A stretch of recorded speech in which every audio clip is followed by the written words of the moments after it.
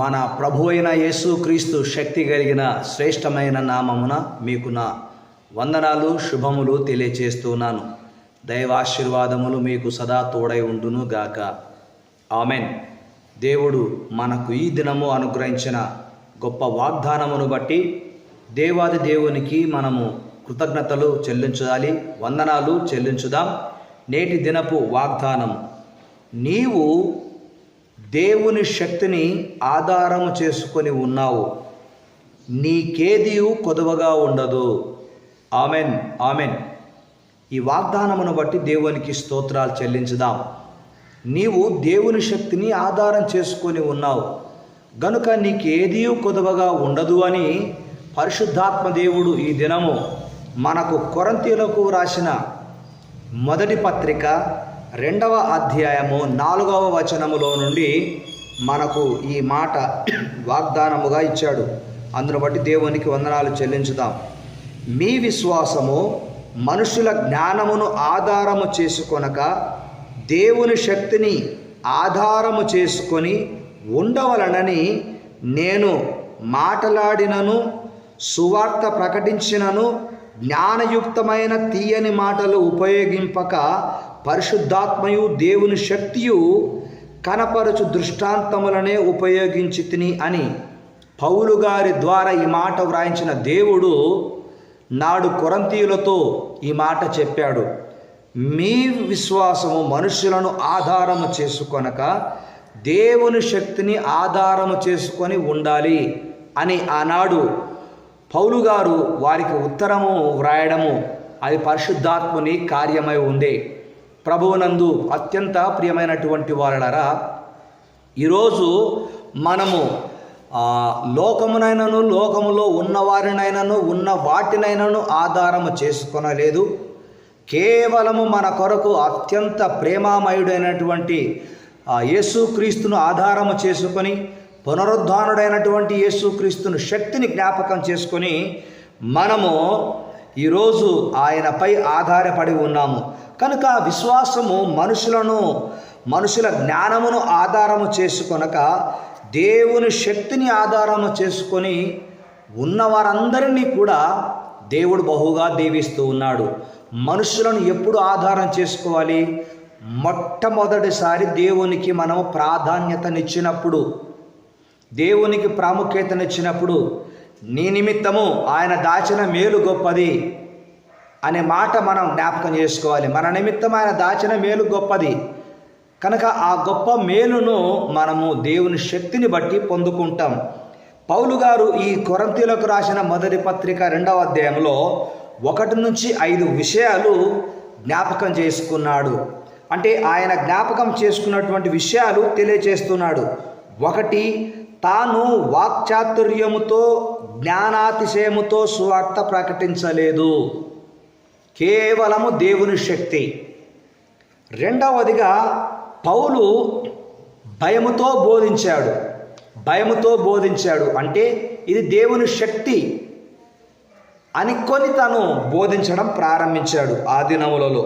ఇక 3వది పరిశుద్ధాత్మ కార్యములు జరుగుట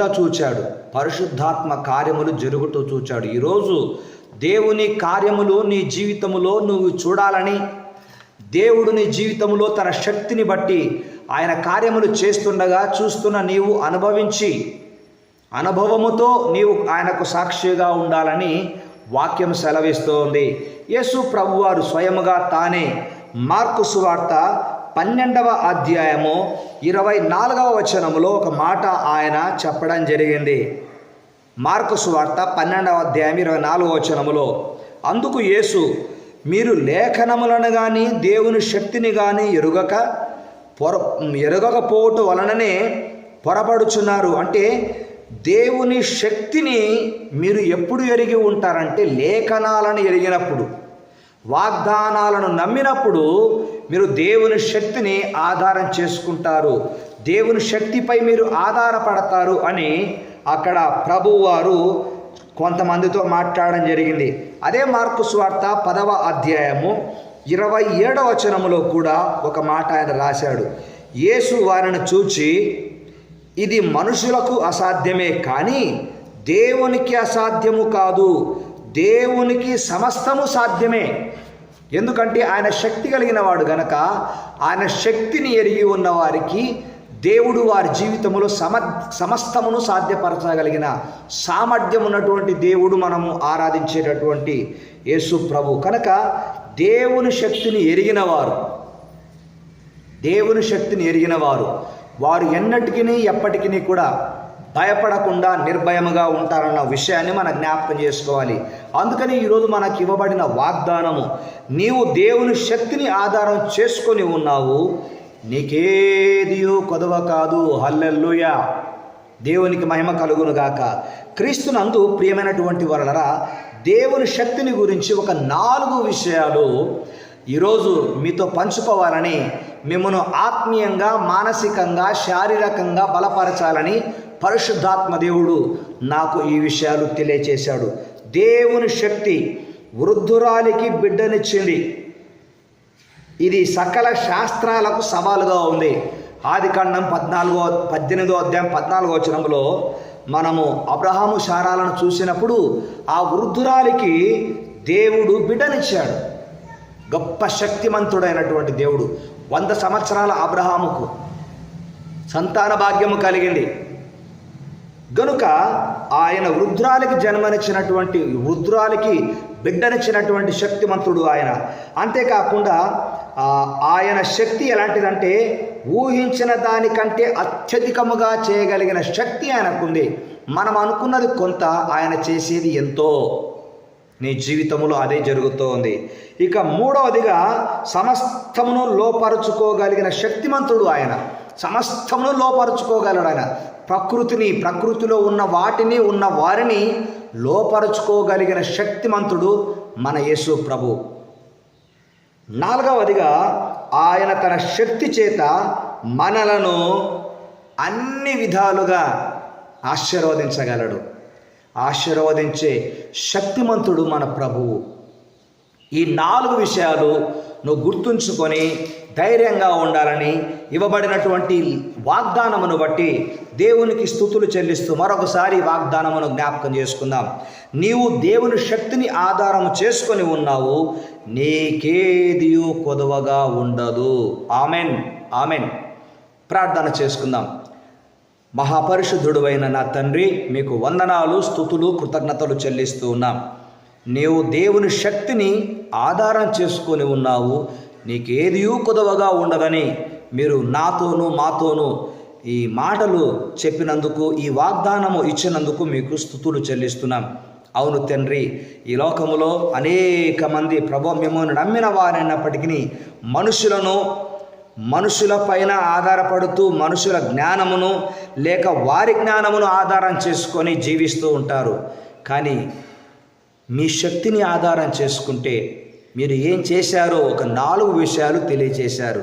ఒక వృద్ధురాలికి తండ్రి మీరు జన్మనిచ్చారు.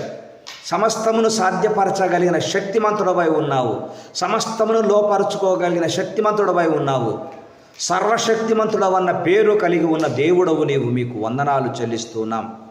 మహోన్నతుడవైన నా తండ్రి, మహిమ కలిగిన మా రాజా, ఈరోజు ఈ వాగ్దానం పొందిన బిడ్డలందరూ కూడా వారి జ్ఞానము పైన కానీ వారు మనుషుల పైన కానీ ఆధారపడక కేవలము సమస్త అధికారమును కలిగిన మీ శక్తి పైన ఆధారపడి ఉన్నారు.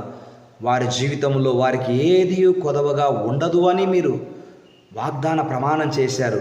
యేసు నామమున వారి అవసరతలన్నీ తీర్చమని కోరుకుంటున్నాను. అంత మాత్రమే కాకుండా ఇవి కడవర దినములు గనక వాగ్దానములను నమ్మకుండా, మీ పైన ఆధారపడకుండా, మీ శక్తిని ఆధారం చేసుకొనకుండా జీవించడానికి అపవాది అనువాడు ఎన్నో ప్రయత్నాలు చేస్తూ ఉన్నాడు. కనుక తాను నిలుచున్నానని తలంచువాడు పడిపోకుండానట్లుగా జాగ్రత్తగా చూసుకోమని వాక్యం సెలవిస్తోంది. అటువంటి శ్రేష్టమైన జీవితాన్ని మీరు మాకు ప్రసాదించమని, మా బిడ్డలకు ప్రసాదించమని, దూరదేశాలలో ఉన్న వారందరికీ మీరు దయచేయమని ప్రార్థన చేస్తూ ఈ ప్రార్థన మనవులన్నీ కూడా మా ప్రభువును రక్షకుడైన యేసు నామమున పొంది ఉన్నాము తండ్రి. ఆమెన్. మన తండ్రి అయిన దేవుని ప్రేమ, ప్రభు అయిన యేసు క్రీస్తు కృప, పరిశుద్ధాత్మని యొక్క అన్యోన్య సహవాసము, సన్నిధి, సమాధానము మనకెల్లరికీ ఈరోజు ఎంతమంది వివాహ దినము, జన్మదినము జరిగించుకుంటున్నారో వారందరికీ ప్రభువు రాకడ పర్యంతము వరకు నెరవేరునుగాక. Amen, amen. ప్రభు కృప మీకు నిత్యము నిరతము తోడై ఉండి మిమ్మల్ని నడిపించి బలపరచునుగాక. May God bless you. మీకు నా వందనాలు.